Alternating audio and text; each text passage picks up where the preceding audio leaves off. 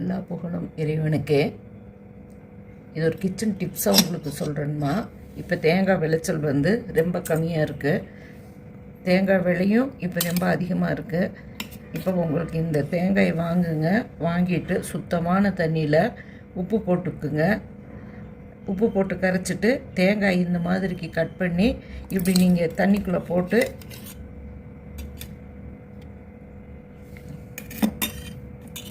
நீங்கள் ஃப்ரிட்ஜில் காய்கறி வைக்கிற இடத்துல வச்சிங்கன்னா உங்களுக்கு இதை நல்லா பராமரிக்க முடியும். பாருங்கள்,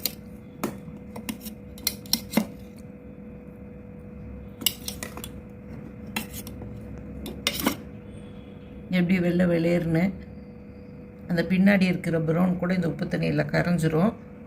நீங்கள் வேணுங்கும்போது சட்னிக்கு, குழம்புக்கு, நம்மளோட சமையல் எல்லாத்துலேயுமே தேங்காய் பூ, தேங்காய் அரைச்சி ஊற்றுறது இது இல்லாமல் நிறைவடையாது. சட்னிக்கும் தேங்காய் தேவை இருக்குது.